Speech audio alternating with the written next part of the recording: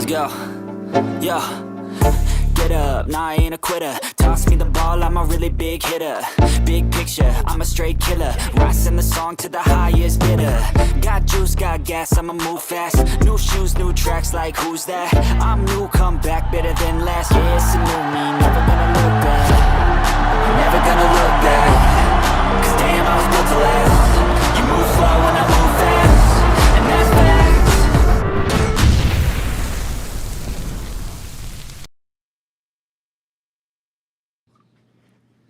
What's going on? What's going on, everybody? What's happening out there? Thank you so much for tuning in with us this Thursday night. Thank you so much, man. I don't know about y'all, but I love that intro.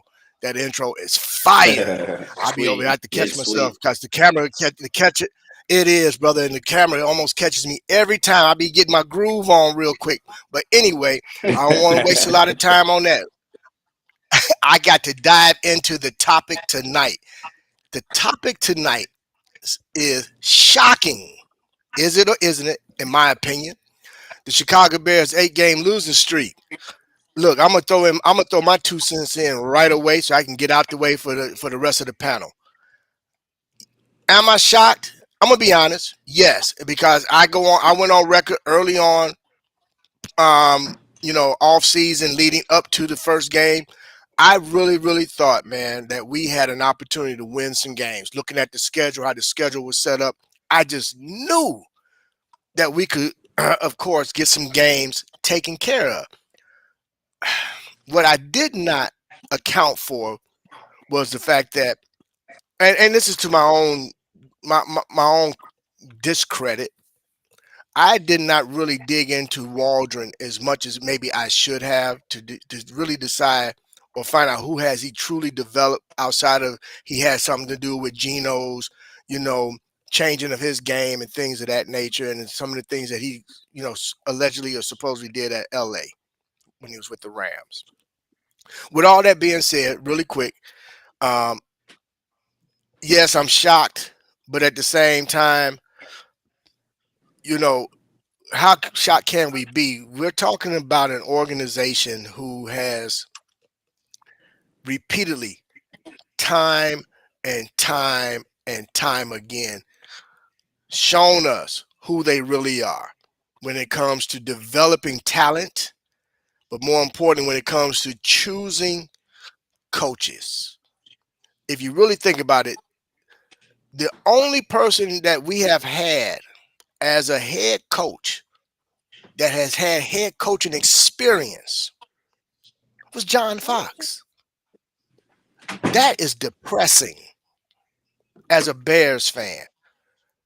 So here it is. Once again, we're tasked with having to pick a new head coach. Um, and for me, I'm not quite sure I can honestly say that I trust Ryan Poles in this task. But I have no other choice because he's our current GM unless something changes at the end of the season. But with that being said, I'm going to go ahead and get myself out the way. I'm going to let you guys touch on whether you guys are shocked by the 8-game losing streak. And with that being said, Mike, my man, take it away, brother. Yeah, for sure. I think it's pretty funny to look back on it 8 weeks ago. It's been a long time, and 8 weeks ago was the Commanders game, and I was very confident they were going to win that game. I mean, it may have been biased, but I truly thought they were going to go in there and win that game, and it was going to be a turning point in the season. Well, I mean, I was half right. It was a turning point in the season, but not the way I don't think anyone expected to, because ever since that Hail Mary, it's been a drastic decline for the entire season. And really, if you told me that from that point on they were going to go on an 8-game losing streak, it'd be the one way that it's happened is the one way it was going to happen. Matt Eberflus proves he's not the right guy. He wasn't the right guy, and it's his fault why this whole team's kind of fallen apart. Like, you had this team playing bad, you broke the team, and it was kind of your fault that everything kind of spiraled out of control, and now it's unfixable. At this point, it's unfixable. We're at the point of no return. It's basically just waiting for next season, but there's a lot of other points that could get into it, but I think the main reason why this whole thing's Unfolded is the guy that used to be in charge that should have never been in charge because of the guy that's in charge of the whole football team. So it kind of all just stems from the top of the list. But yeah, I'm not too shocked now to see all this unravel. Brandon? Okay. Yeah, I would have never guessed it would have happened in this fashion. I definitely didn't expect us to actually be a playoff team. Obviously, I'm hopeful. I'm a Bears hopeful. Have been all my life, and I wanted to see them be good. I wanted to see Caleb come in and put up record numbers, not just for the franchise, which he's already doing, but I wanted to see him put up, NFL rookie record numbers. We just haven't seen it, and I think it's product of just offensive coaching in general. Blues had the defense running good, but yeah, with the tumultuous offensive play calling we've had, it's put him in just a bad spot.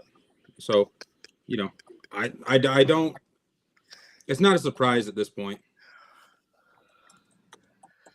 Darius?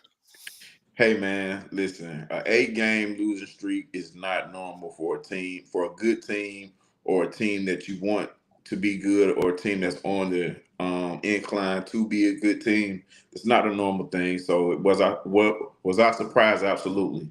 As far as the reasons why, it starts from the top. Everybody deserves a piece of this pie from the top down. From the GM, the ownership and GM, head coaching, and also the players. Man, Jalen Johnson went on record and admitted that after that Commanders game, it broke the team. And with that, I have to question the character of guys that we have on the team. Not all of them, but some of these guys are in question from this point on. Um, Eberflus did his part by showing how much of a bonehead he was when it was time to in key situations where coaching was needed. Special teams played a part, and also the defense. I think going into this season, we had one thing that we were comfortable with was the defense, and that's because of the showing that they put on the last few games of the season last year. Now, granted, they were playing terrible teams outside of Detroit, but still in all, the defense did their job. So we were hopeful and we were confident on that side of the ball. Anytime, regardless of weapons or anything like that, if you don't address the trenches, you know, on both sides, but let's speak offensively. If you don't address the trenches, it doesn't matter how many weapons you have. It doesn't matter how good your quarterback is. You're going to get, what I'm saying, it's going to be a bunch of disruption. And with a rookie quarterback, that's going to lead to a bunch of inconsistencies. So, everybody played a hand in this 8-game winning streak, which is, definitely shocking. But this is where we are. I'm hopeful that this weekend we can break the streak with a win. I'm hopeful. It's not happening, Darius. I hate to say it, and I don't want to poo-poo on everything, but I'm gonna be honest, man. It's not happening, bro. I've seen stranger things though, man. Yeah, we all have, man. But look, man, they shown us who they are, and it's funny that you had mentioned something a little earlier on. And I'm gonna be honest, man. The only way this team could be broken and or splintered because of after losing with that game with the Commanders is the fact that they just don't have an identity. When you don't have an identity and know who you are as a person, know who you are as a team, there is none, man. They went out. It seems like they went out and they've been more concerned about finding guys who do great things in the community. Yes, you want that. You want that in your locker room. But also, we're talking about football players. You want guys, man, with some attitude. You want some dogs. You want some guys that don't mind getting if they got to get into a bar fight, they get into a bar fight on the field. If that means that they got to do whatever they can to win. We don't have that in our locker room. What we see is a bunch of guys playing football. There is not one leader on that field, man, because there's no reason why. You see guys on the sideline, man, they laugh and they joking. Ain't nothing serious, man. There's nothing serious. You got to, and I'm going to touch on something toward the end of the show, but you got guys right now that is currently thinking about vacation. Yeah, and they still got freedom. They still got, there is none, man. So again, like you said, top down. So if you want a team full of choir boys or you want a team full of thugs, give me the thugs, man. I'm from the west side of Chicago. Not saying that that's what we have on the west side, but I'm from Chicago. Okay, Right. so all I know is we have to be tough. We've been known for being tough, man. And right now, there's not a team afraid of us. You see that every single game, man. We got centers getting run over and bulled, pushed down, pushed in the fetal position by linebackers. It's sad, bro. It's sad. Yeah. I'm gonna get off my rant and let you guys take it. Mike, you go from there, brother. I'm done.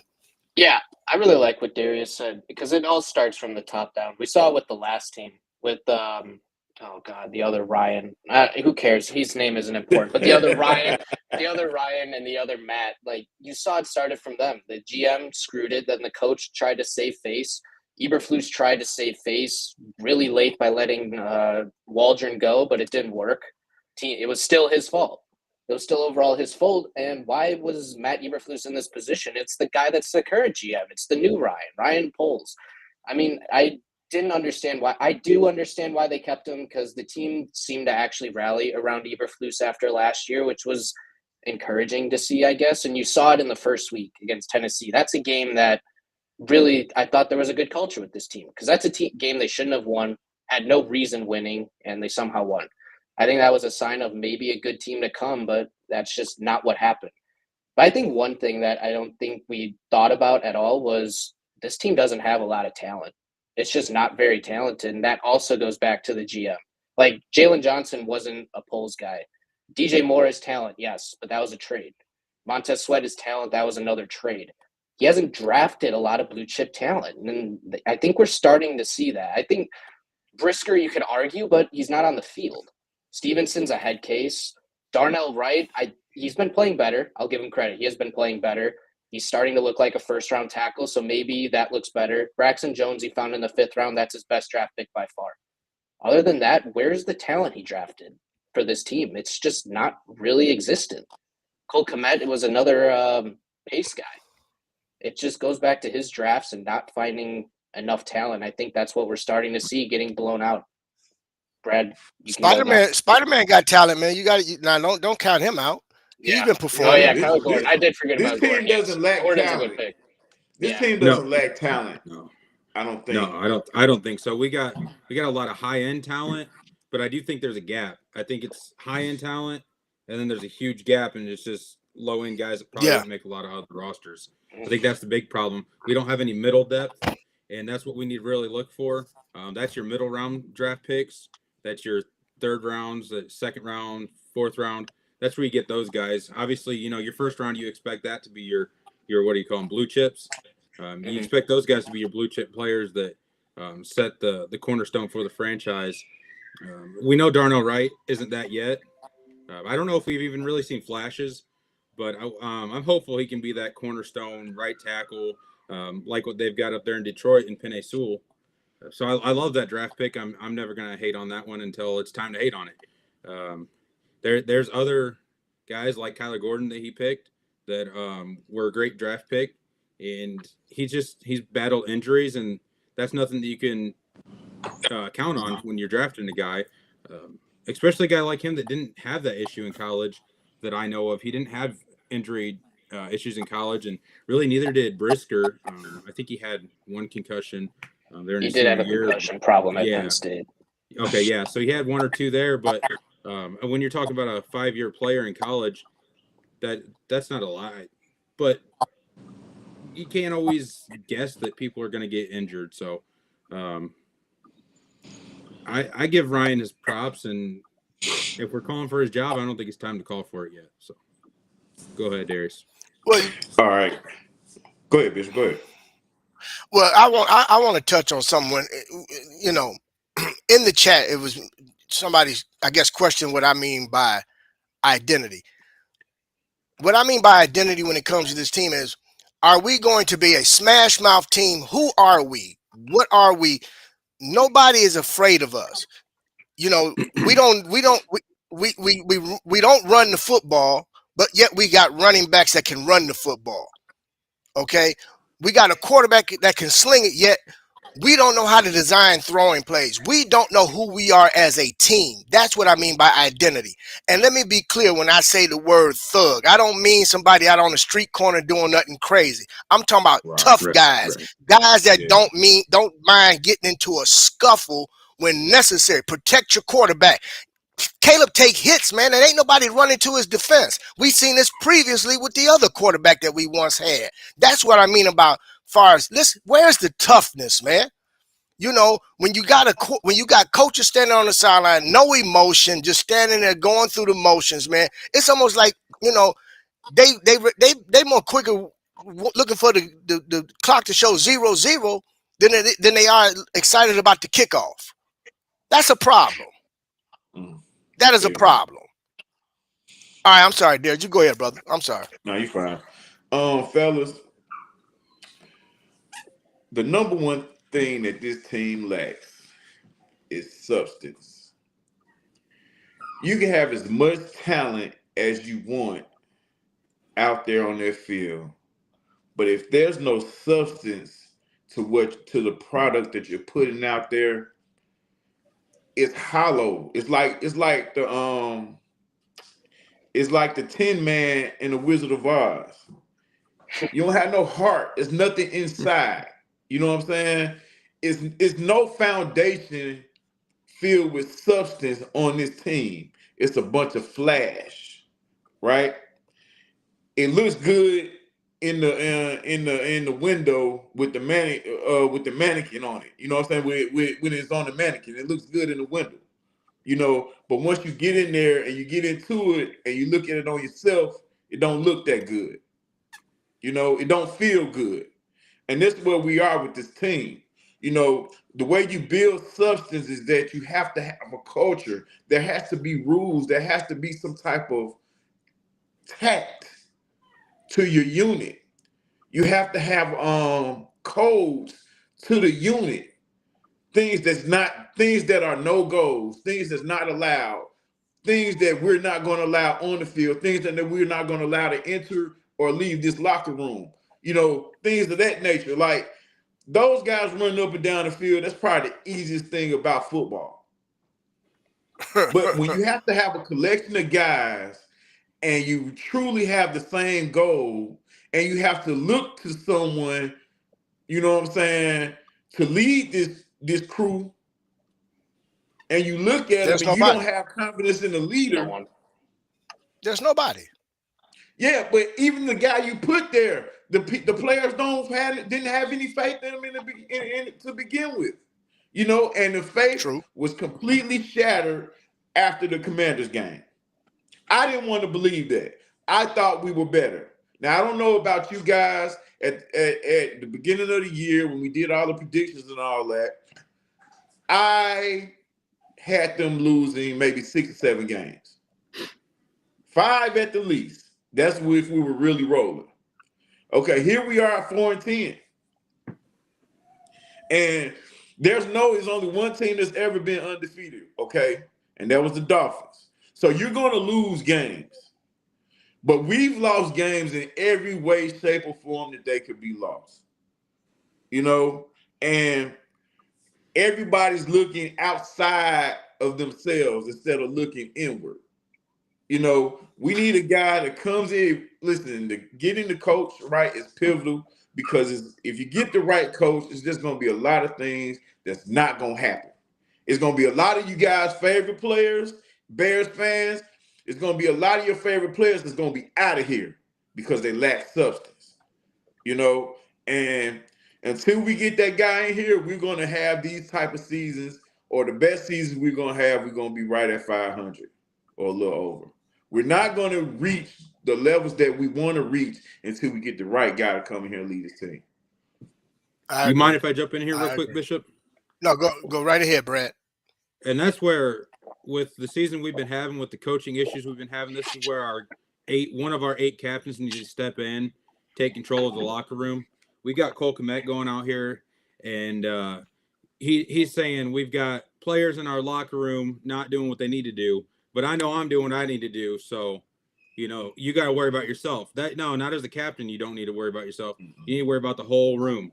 You guys as captains, leaders of the team, you got to worry about the whole room, not just yourself. When you notice somebody's not doing what they're supposed to be doing, you call them out on it. You call them out on that shit. I remember doing that in high school. Teammates doing that in high school, calling other people out. That's high school shit. This is But the you know what, pros. Brad? You should be But past but that. Brad, You should know that. But Brad, you know how you get past that. You have to bring in some veterans, man. You got to have a certain mixture of veterans within your locker room, man. We've got Whether him though. We got Cole Kmet. We've yeah, got Jalen Johnson, yeah, guys that have been around here. but We've got Keenan yeah, but Allen. he's bred here. You got to bring some guys in, man, that then came from that came from a certain culture, from certain that's been coached by certain guys that know that what is supposed to be tolerated and not tolerated in a locker room. Man, could you imagine, man, if Olin Cruz was in that locker room, none of this crap would be going on, bro. None of it. This is the problem, man. They got a bunch of choir boys, including Cole Kmet. He's a choir boy, man. He went to Notre Dame. Come I'm on, not man. disagreeing with that. I'm saying that's what he's got to do. He needs to step up.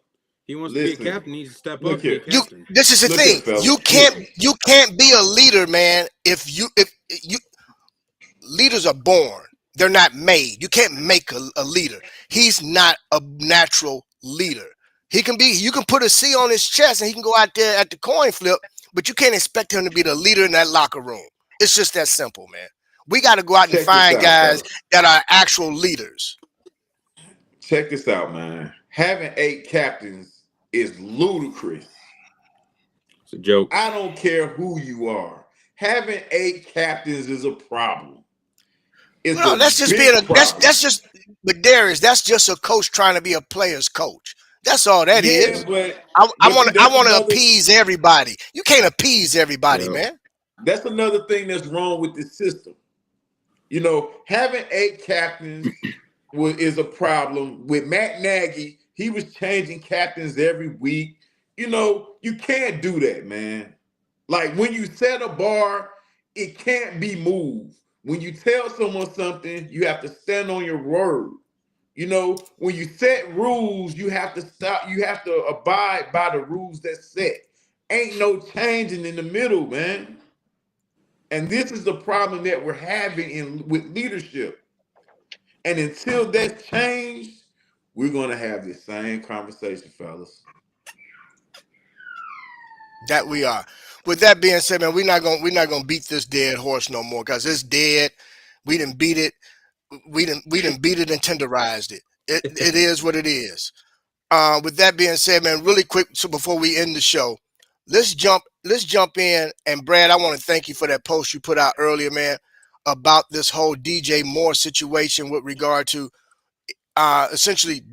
My question is this: to DJ Moore, if you happen to be tuned in, brother, please let us know.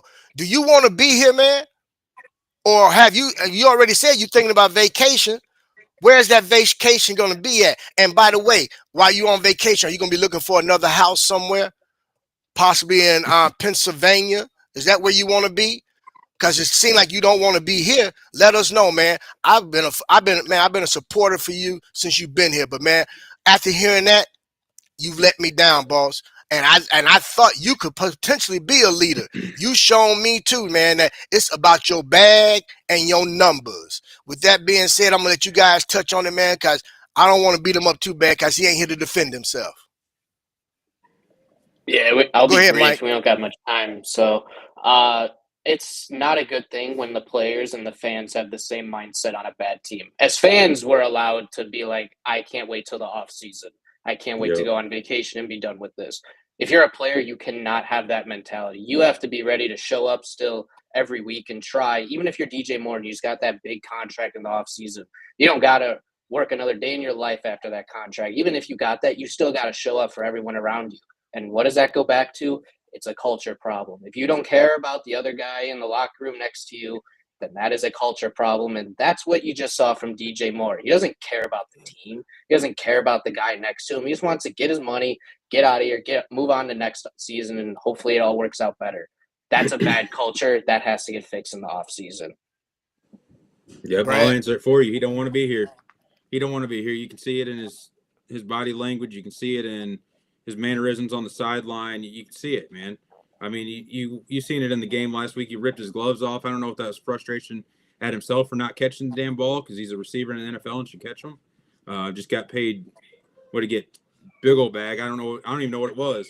But Over was it 100 mil. frustration in himself? Hopefully it was. Was it frustration at his quarterback that hit him in the hands with the ball? Was it frustration at the ref for not calling a foul that wasn't there? I don't know, but the guy sure doesn't look like he wants to be here. And if he doesn't want to be here, we don't want him here. Get out of town. Darius, I think go he ahead, wants, Darius. I think he wants to be. I think he wants to be here. We paid him well. He has no choice at this point. But it's just certain things you just don't say. Even if that's true, if what he's saying is true, you know what I'm saying? It's just certain things you just don't say. But you cannot be surprised. These guys have been yapping to the outsiders all year long. So now it's nothing to play for. They can only get more reckless. You know, it's gonna be more bullshit come out as the season goes on, and even when season ends, I won't be surprised at what I hear. So, you know, hey man, again, like Michael said, it's a culture issue. There's no substance here, man. And that's Well, what you hey, get. and it's unfortunate, but you know, we got what, three games left, 4 games left, and then the season's over with. It's a wrap for us. So with that being said, you know, just like it's a wrap for the Bears, it's about to be a wrap for us. But with that being said, I want to thank everybody that's, you know, commented in the chat tonight. I want to thank everybody who has, you know, took the time out of their evening to tune in to us again, because without you guys, it would be no us. This content is for you guys. So please do us a favor. Like, subscribe, and share this content. With that being said, you guys, it's always a pleasure for me to, you know, to be on the panel with you guys, man. But since we would not see each other before the holiday, I want to extend to everybody out there in the chat, everybody's watching on YouTube, Facebook, all the different platforms. I want to extend to you guys a Merry Christmas, a happy holiday season, a very prosperous upcoming new year, you know, and thank you guys for tuning in tonight. With that being said, you guys, we are out. Peace. Bear down.